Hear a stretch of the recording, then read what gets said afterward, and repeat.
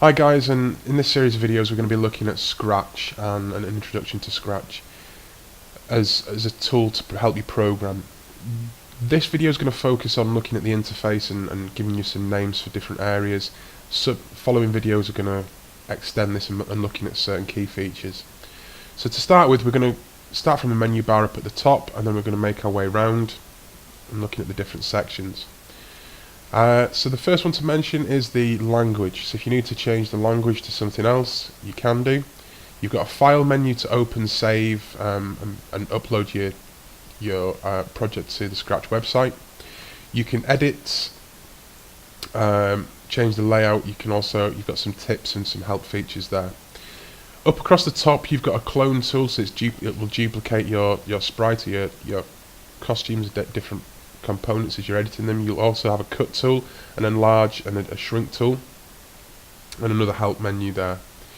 This big area here is your work area, and this is where you will spend a lot of your time working.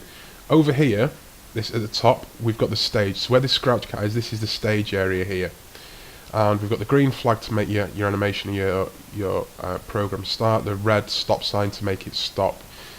This is where the action will take place. This work area to the right is where you will do all your crafting and creating. Everything will take place here.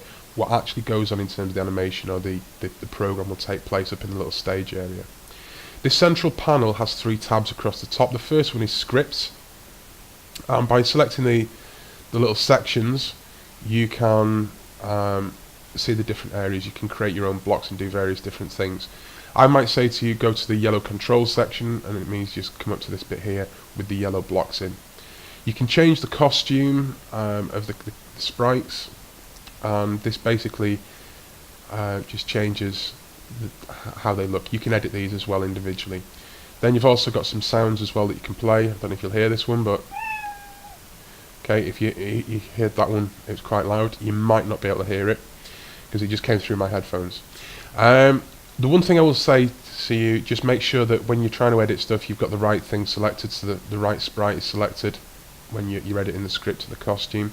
Because this area over here with the stage, if you select the stage, you've still got scripts, backdrops and sounds. So if you didn't realise that you're on this one for the script, you might be looking for something, and it might be because you've got the stage selected and not the sprite. And as I mentioned, this top area is the stage. Now, if you can imagine, Scratch is a little bit like a theatre production. So you've got the stage area here where the actor works, and this is where they spend their time and their actions will take place on this stage. You've got the stage here at the side where you can modify the backdrops and various different things, and then you've got like the dressing room here. So all your sprites will live in this section here in the dressing room, and you will select the individual sprite and you will make adjustments to them. The final point I'm going to make is up at the top right hand corner, you've got an X and Y position of the Scratch cat. Now if you keep your eye to that, I'm going to move the Scratch cat, and you'll notice that those values are changing. So this is the relative X and Y position. So remember, Y axis is vertical, X axis is horizontal. And that kind of wraps up where we're going to get to with the introductory video.